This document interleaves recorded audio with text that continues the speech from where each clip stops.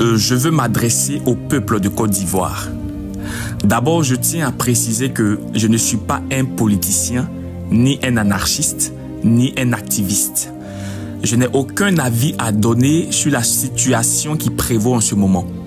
Mais l'une des choses qui m'a interpénétré et qui m'a poussé à me prononcer sur cette affaire, c'est parce que le nom de Jésus est sali à cause d'une incompréhension basée sur la prophétie du prophète Eli Pada.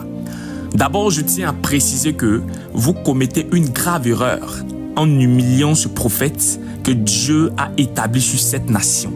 Seuls ceux qui ont l'esprit reconnaissent la voix de l'esprit. Eli Pada est un véritable serviteur de Dieu. Détrompez-vous, il ne fait pas partie des faux prophètes de cette nation. Et Dieu me l'a confirmé. Par rapport à sa prophétie, sachez que Dieu parle tantôt d'une manière et tantôt d'une autre. Ceux qui ont l'esprit voient par l'esprit, et ceux qui marchent dans la chair voient par la chair. Dans sa prophétie, il a dit qu'il n'y aura pas d'élection. Effectivement, il n'y a pas eu d'élection, et vous en êtes témoins. Pour une population avec plus de 30 millions d'habitants, regardez les statistiques de chaque candidat et vous verrez qu'ils ont tiré au sort les résultats comme ils ont tiré au sort les vêtements de Jésus.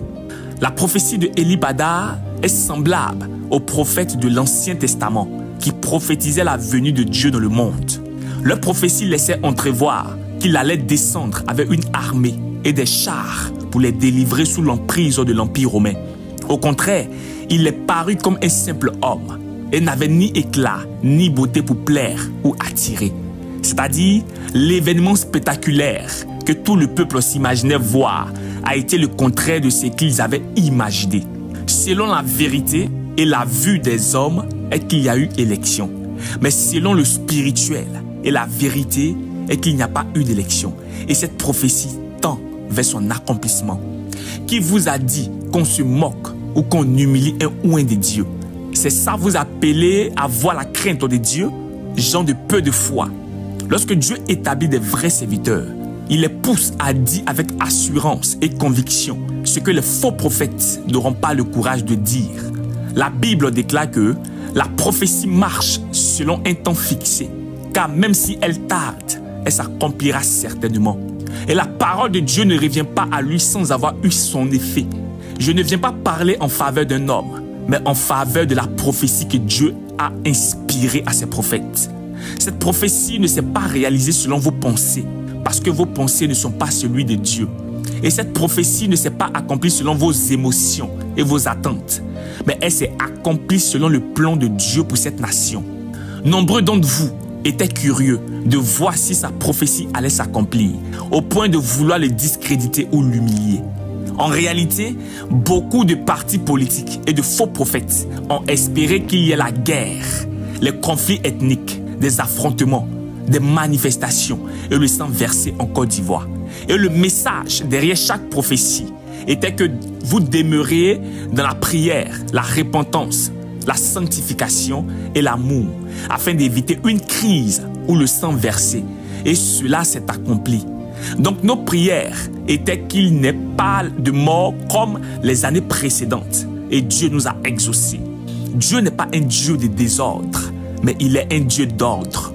Qui vous a dit que le prophète Eli Pada vous a menti?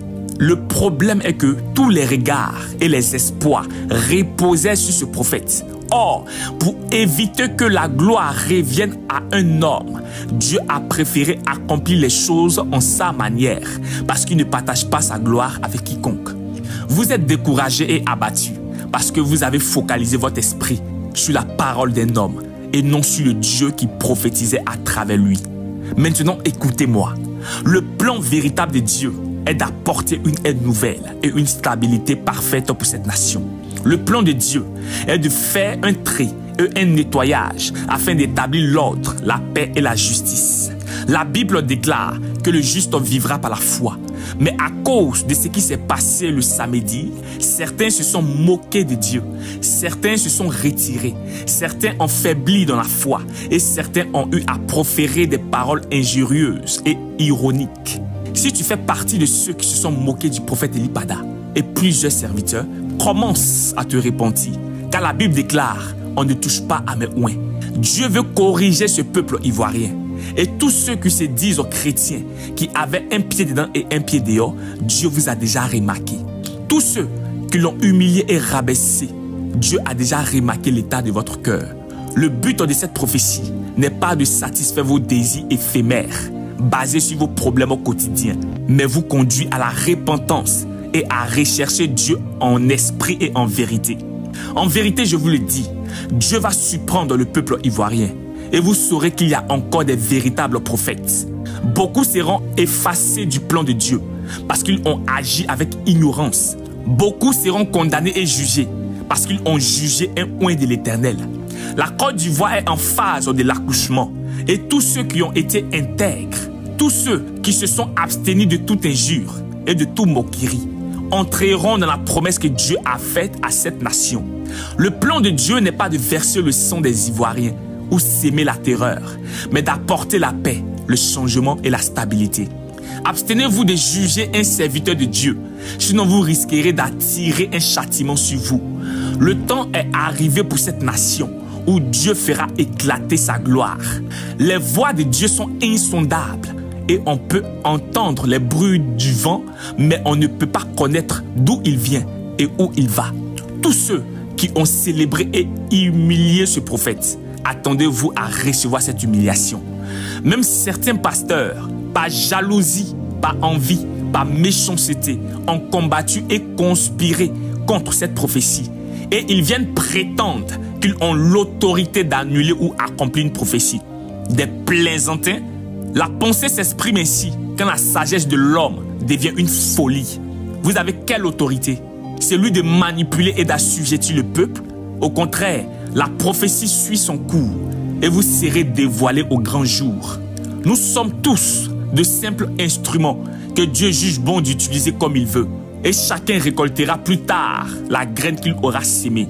Le but du diable est de vous faire croire qu'il n'y a pas de véritable prophète sur cette terre ivoirienne. Ne vous laissez pas séduire et demeurez toujours dans la présence de Dieu. La Côte d'Ivoire verra la main de l'Éternel et on dira du jamais vu. Le but n'est pas de lutter contre la chair et le sang, mais renverser les forteresses et la puissance des ténèbres. C'est Dieu qui établit les autorités et c'est lui qui les retranche.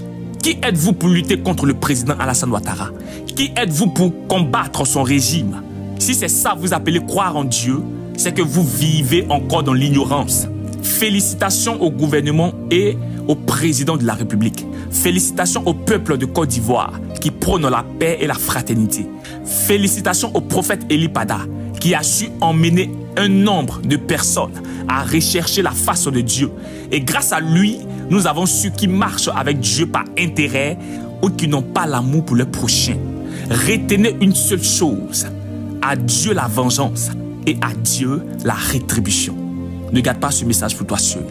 Partage avec une âme et sois béni.